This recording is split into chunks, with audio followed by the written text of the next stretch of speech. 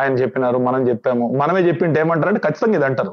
ప్రతిపక్షాలంతా ఏం సాధించినారని, India immediate గా రాజీ పడిపోయింది అనే పద్ధతి కూడా ఉండొచ్చు. ఈ యొక్క రీజన్స్ బయటకు వస్తాయి. దీని తర్వాత what are the outcomes we got, ఈ ఈ ఒక 3-4 రోజుల యుద్ధం వలన ఏం జరిగింది, ఒక మురళీ నాయక్ గారి యొక్క ప్రాణానికి మనము మన దేశము చెల్లించుకున్న ఏ విధమైన ఇది వచ్చింది, దేశానికి ఏం జరిగింది, ఇవన్నీ ఉంటాయి.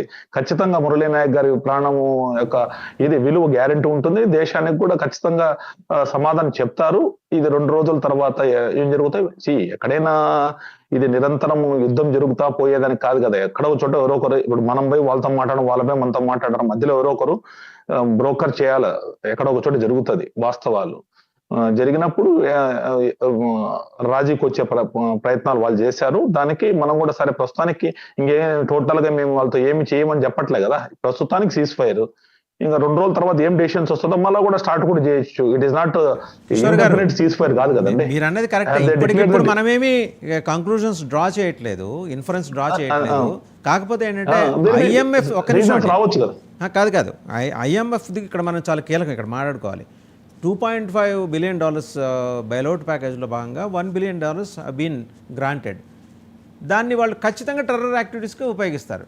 ఇప్పుడు తేలు తన సహజ లక్షణాన్ని విడిచిపెట్టదు కదండి. నీళ్ళలో కొట్టుకుపోతుంది కదా అని బయటపడేస్తే చచ్చిపోతుందని, బయటకు వచ్చిన తర్వాత చంపుతుంది అది.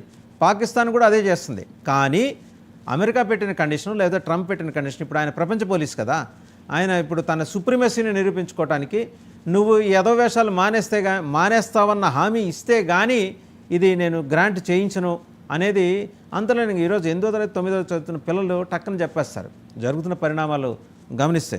దాంతోపాటు అండి ఇంకొక అంశం, China intervention, too much intervention. West Pakistan almost China occupy చేస్తుంది. బలూచిస్తాన్ ఇష్యూ ఇవాళ మనం మాట్లాడాలి, ఖచ్చితంగా మాట్లాడాలి. వాళ్ళ బెలుచి యోధుల పోరాటానికి పాకిస్తాన్లోనే అంతర్గతంగా మద్దతు ఉంది. ఒక పక్క సివిల్ వార్ మొదలైంది సింధ్ పంజాబ్ ప్రావిన్సుల నుంచి, మరోపక్క ఖైబర్ పఖ్తూన్ఖ్వా అది ఆఫ్ఘనిస్తాన్ తోటి వెళ్ళిపోవడానికి సిద్ధంగా ఉంది. వీళ్ళు బలూచులైనా స్వతంత్రంగా మేము ఉంటామనే మాట మాట్లాడుతున్నారు. కానీ ఇన్ని సమస్యల మధ్య ఈరోజు ఆ $1 బిలియన్ గ్రాంట్ కాదు, లోన్ అందుకోకపోతే రేపొద్దున తినటానికి తిండి లేదు. ఇదేదో ఇన్ఫరెన్స్ డ్రా చేయటం కాదు, వాస్తవ పరిస్థితి కూడా అదే. మీరు మా సోషల్ మీడియాలో ఏది అక్కడ పాకిస్తాన్ మార్కెట్స్ రేట్లు ఎట్టున్నాయి కొట్టి చూస్తే, సోషల్ మీడియా అక్కర్లా అఫీషియల్గానే కొట్టి చూస్తే ఒక కిలో బంగాళదుంపలు గల కొదవైంది $350 $400 పెట్టి కొనుక్కుంటున్నారు. పాలు $250, వాటర్ $140 పెట్టి కొనుక్కుంటున్నారు. మరి ఇంత దైన్య స్థితికి వెళ్ళిన తర్వాత ఐఎంఎఫ్ రుణం వాళ్ళకి అనివార్యం. ఇది స్పష్టంగా కనిపిస్తుందండి. దీని వెనకాల Trump wants to take advantage out of this. And ఇది మొత్తం ఏషియన్ సబ్ కాంటినెంట్లో కూడా అమెరికా సుప్రీమసీ, జియోపొలిటికల్ అఫైర్స్ ఎక్స్పర్ట్గా మీకు అవగాహన ఉన్న అంశమే. మాదే సుప్రీమసీ, మేం చెప్పినట్టే పాకిస్తాన్ ఉంటుంది, మేము ఆడించినట్టే ఆడుతుంది.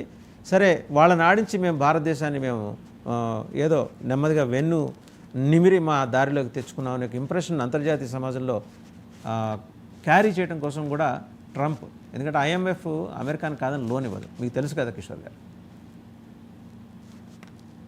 సో అదే వాస్తు గారు, ఖచ్చితంగా మీరు చెప్పింది నేను కాదన్ను. కాకపోతే ఓవరాల్ గా చూద్దాం. ఇప్పుడు జయశంకర్ గారు కూడా చాలా ఎక్స్పర్ట్, మన ఎక్స్టర్నల్ అఫైర్స్ మినిస్టర్.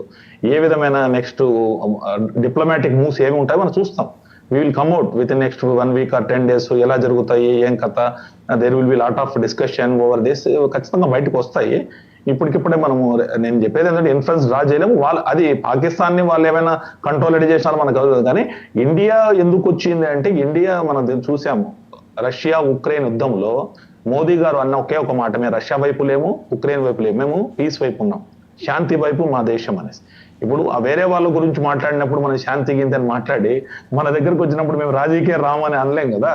సో ఖచ్చితంగా దెర్ విల్ బి కొద్దిగా మనము శాంతిని. కిషోర్ గారు, shawl I pose A question అండి, అలాగని మన ప్రాణాలను మనమే వాలంటరీగా వెళ్ళి బలిచ్చేద్దామా?